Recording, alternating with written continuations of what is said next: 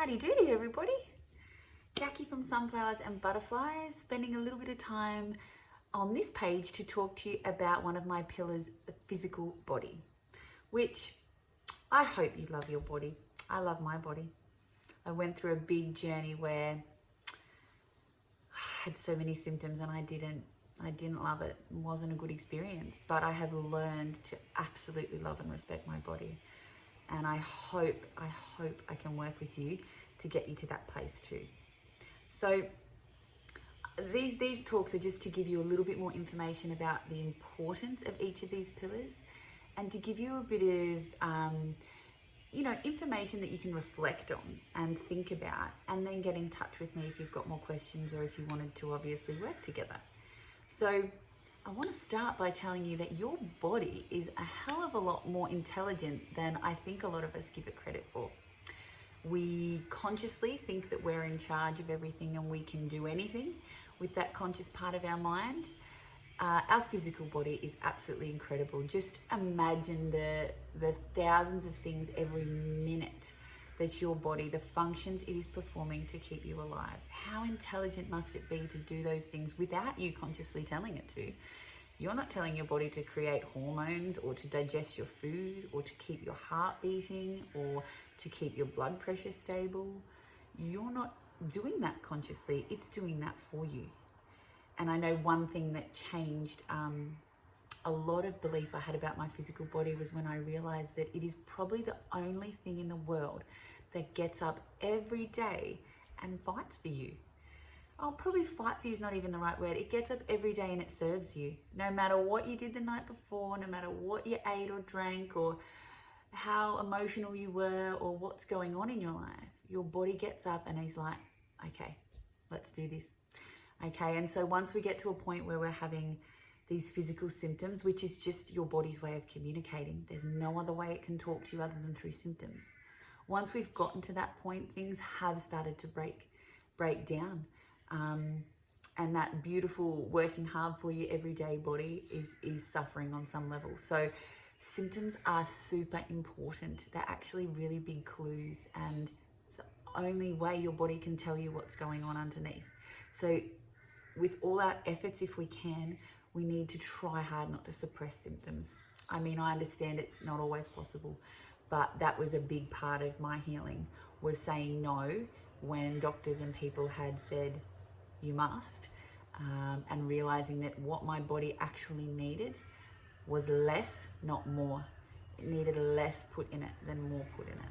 So that was a really big trigger for me. Another thing I want to point out here is, because I was told all of this, your genes are not your destiny. If someone has told you that you have something genetic and unfortunately it was always going to happen to you, which is exactly what I was told, that's actually not the case. And what that person should be saying to you is, I don't have all the answers. I don't actually know why, and be honest rather than try and give you an explanation that unfortunately is disempowering.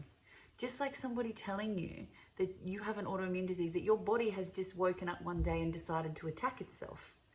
I mean, the same body that got up every day for you from the second you were born until this happened and put everything it had into making sure you were healthy? I don't think so. So this is my experience, obviously. I'm speaking from my experience, and I'm happy to share that with you if you're interested. So your genes are not your destiny, so be aware that that's a belief, that's a thought, that's something someone's told you. That can be changed, and you can heal, because I did. Another thing to consider, harder for men, I guess, but there is always an emotional component to physical ill health, without exception. Probably more often than not, it is more emotional than physical. And we've manifested certain things through our emotions and our beliefs and our thought patterns.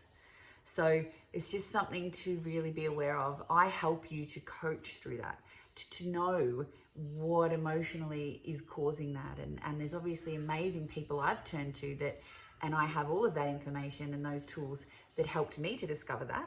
And I share that with you when we work together. So, the other thing, again, that I try really hard to do now, being a wellbeing coach, is to send my body messages of love, that I am putting my body first. So that does not mean I have to be a saint. That does not mean you cannot have fun, depending on what your term of fun means with food or alcohol or whatever. But it does mean that balance is really important. And that's what I teach my son with food and with life. And what it means is, more often than not, make the right choice for your body. Because every time you do, you send a message of love and importance to your body.